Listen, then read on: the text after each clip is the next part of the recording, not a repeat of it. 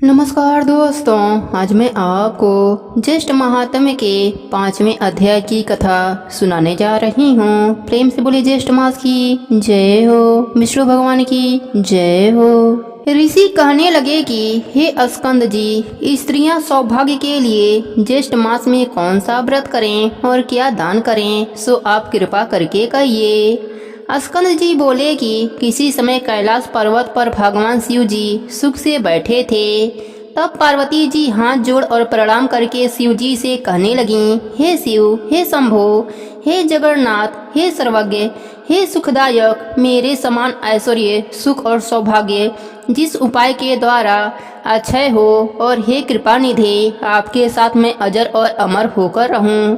एक समय जब और तब से गर्वित होकर सावित्री ने अपने स्वामी का गृह त्यागा और समस्त लोगों का श्राप दिया। उस समय आपने सावित्री को मना नहीं किया और वह ब्रह्मा से कहने लगी कि हे निर्लज, बकरी के गले में बिना दूध के निरर्थक स्तनों के समान तू प्राणों का त्याग कर। इस प्रकार सावित्री के वचनों को सुनकर ब्रह्मा जी का कोप के मारे लाल मुख हो गया और कहने लगे कि हे मूढ़े, तू पृथ्वी पर वृक्ष योनि में होकर वास कर।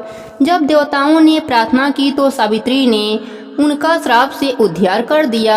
पार्वती जी कहने लगी कि हे कृपा सिंधु, यदि आप मेरे पर अनुग्रह करें तो उस उपाय को कहिए, क्योंकि स्वर्गलोक में महेंद्र तथा प्रजापति का भी नाश कहा है।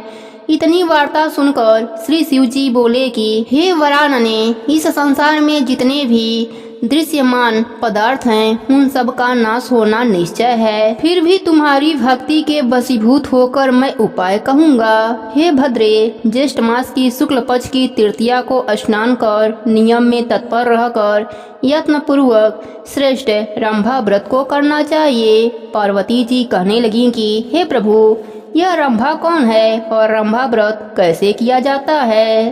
शिव जी कहने लगे कि हे वरानने, जब ब्रह्मा जी के श्राप से सावित्री वृक्ष हो गईं, तब यह रंभा केदली और कपूर जननी नाम से प्रसिद्ध हुई। तब क्रोध से संतप्त होकर सावित्री अपने पिता के आदेश से ज्येष्ठ मास में स्नान, दान आदि 5 वर्ष तक किया। तब ब्रह्मा जी प्रसन्न हो गए और ज्येष्ठ शुक्ल तृतीया को सावित्री को सामने प्रकट होकर ब्रह्मा जी ने पृथ्वी के बहुत से दुर्लभ वरदान दिए। उनको तुम सुनो। ब्रह्मा जी ने सावित्री से कहा कि हे शुभे, तुम संसार के कल्याण के लिए अंश से रंभा हो जाओ। जो ज्येष्ठ मास में तुम्हारी ज्येष्ठ पूजन करेंगी उनका सौभाग्य, सुख और अक्षय नाश रहित होगा। ऐसा कहकर ब्रह्मा सावित्री के साथ सत्यलोक को चले गए। शिव जी कहने लगे कि यह सावित्री के श्राप की कथा तुमसे कही।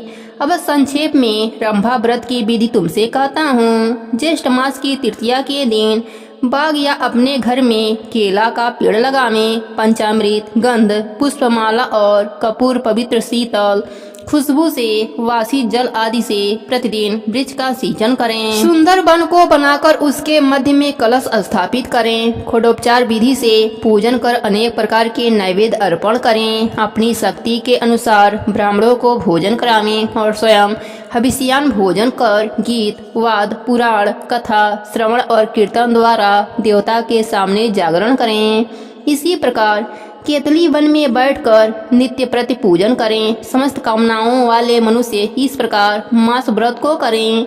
जब 1 मास पूर्ण हो जाए तो आचार्य को बहुत सा दान देकर दूध वाली गौ का दान देवें। यथाशक्ति हवन कराकर ब्राह्मणों को भूसी दक्षिणा देवें और अपने शक्ति के अनुसार शर्करा युक्त खीर से ब्राह्मणों को भोजन करावें। इसके पश्चात विसर्जन कर पारण करें और प्राणियों को बहुत सा अन्य दान देवें। शिव जी पार्वती जी से कहते हैं कि भद्रे, पहले तुमने मुझको प्रसन्न किया था, इसी से यह सब रहस्य मैंने तुमको बतलाया है। इस व्रत को यत्न पूर्वक करो, तुमको शाश्वत फल मिलेगा। प्रथम सूर्यपुत्र के विग्रह से जगदीश्वर ने इस व्रत को गुप्त रखा था। उस पवित्र व्रत को जगत के गुरु श्री शंकर भगवान ने दीनों पर कृपा करके श्री पार्वती जी से कहा। प्रेम से बोले ज्येष्ठ मास की जय हो, विष्णु भगवान की जय हो।